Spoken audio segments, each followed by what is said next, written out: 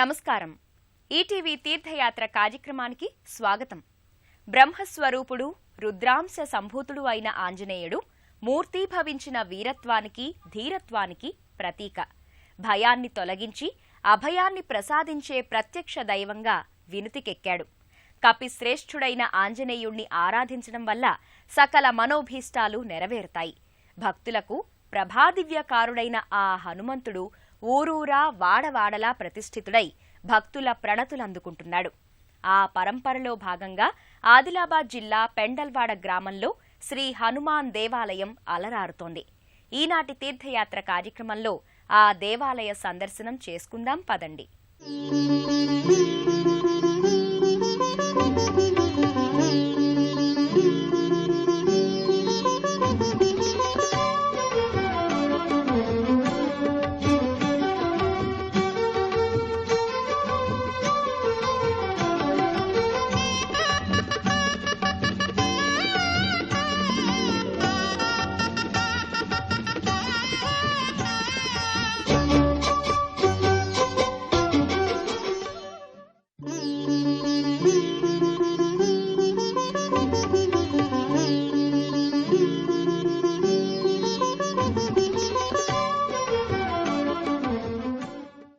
ఆదిలాబాద్ జిల్లా పెండల్వాడ గ్రామంలో ఉన్న అతి పురాతనమైన, అతి ముఖ్యమైన దేవాలయాల్లో ఈ హనుమాన్ దేవాలయం ఒకటిగా విరాజిల్లుతోంది. ఈ ఆలయంలో స్వామివారు సర్వశక్తులకు ప్రతినిధిగా, అచంచల మనోశక్తికి ప్రతీకగా కొలువుతీరి భక్తులకు నేత్రానందాన్ని కలిగిస్తున్నాడు. ఆ రామభక్త హనుమాన్ కోవెల ప్రవేశం చేద్దాం రండి. భక్తులందరికీ ఆదర్శప్రాయుడు హనుమంతుడు. దుష్ట శిక్షణ, శిష్ట రక్షణ కోసం హరిహర బ్రహ్మాదుల తేజాంశములతో జన్మించినవాడు హనుమంతుడు.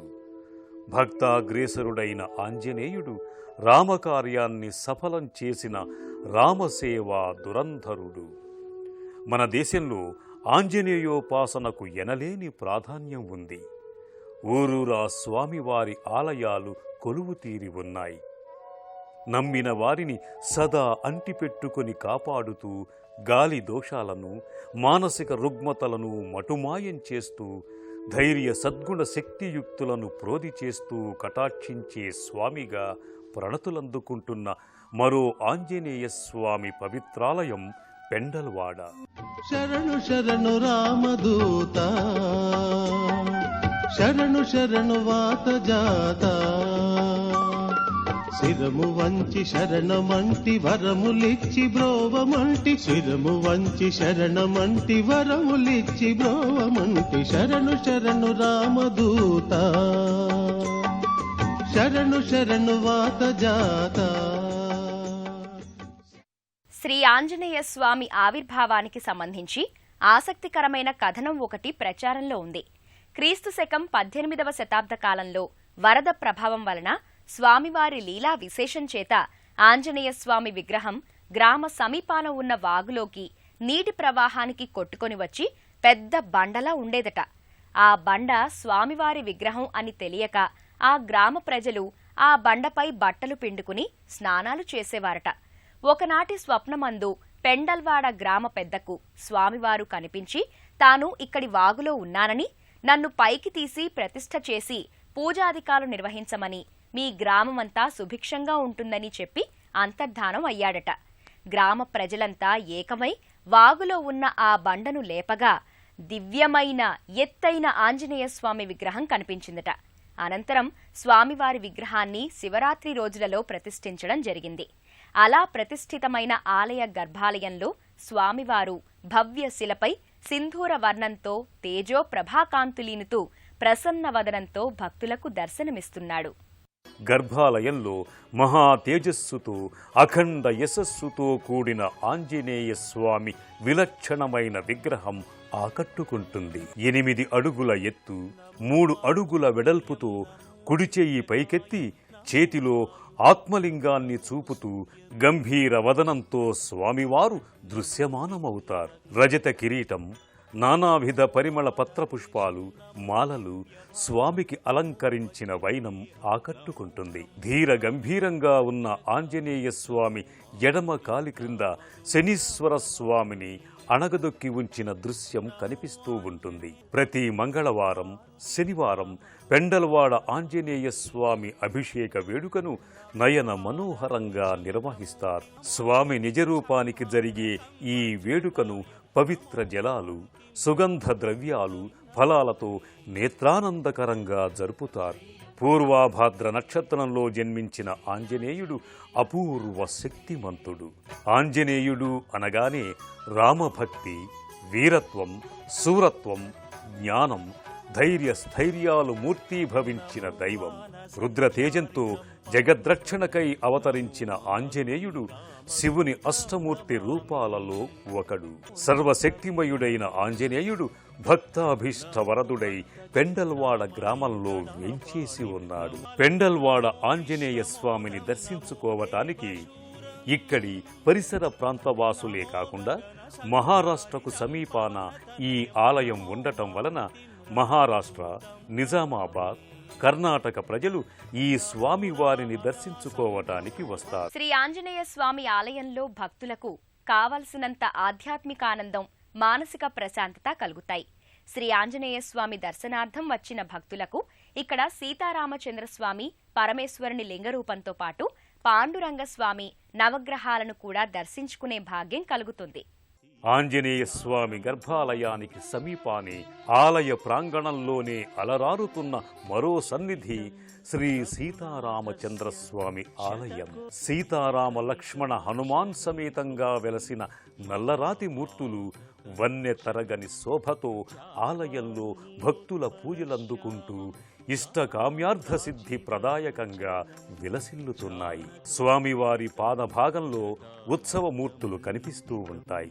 అర్చన, హారతి, మంత్రపుష్పాలతో నిత్య పూజలు జరిగే ఈ ఆలయంలో ఏటా శ్రీ సీతారాముల వసంతోత్సవాలు, కళ్యాణోత్సవాలు, పట్టాభిషేక ఉత్సవం, హనుమ, ధనుర్మాస, కార్తీక దీపోత్సవాలు మహారాత్రి నాడు వైభవంగా జరుగుతాయి. శ్రీరామనవమి వేడుకలకు ఆలయం అద్భుతమైన ఆలవాలంగా భాసిస్తుంది. అనంతరం భక్తులు సమీపాన్నే ఉన్న పరమేశ్వరలింగాన్ని దర్శించుకోవటానికి బయలుదేరతారు. శివ పంచాయతనంగా విరాజిల్లుతున్న ఆ పరమేశ్వరలింగాన్ని దర్శించుకొని భక్తులు పరవశులవుతారు.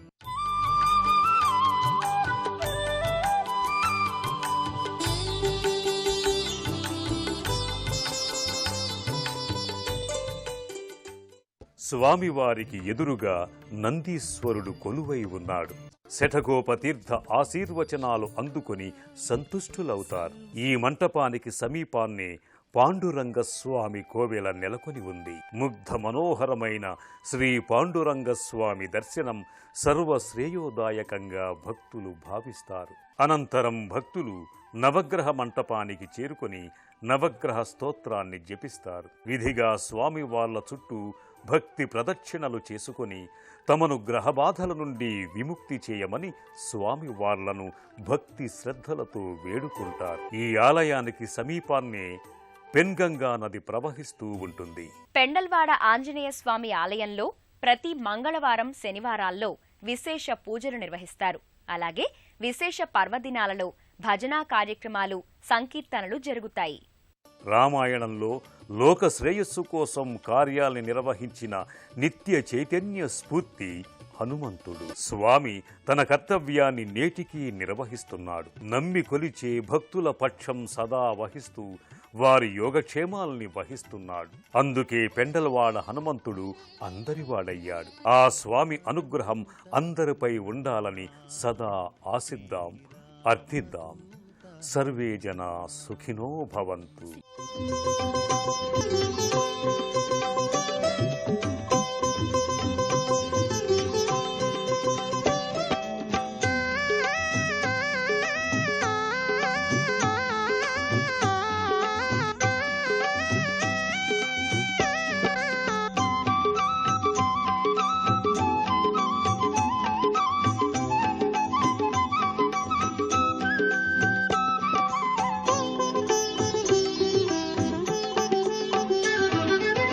శరణం శరణం మారుతి చరణం శ్రీకర మంగళ శుభకర చరణం శరణం శరణం మారుతి చరణం శ్రీకర మంగళ శుభ.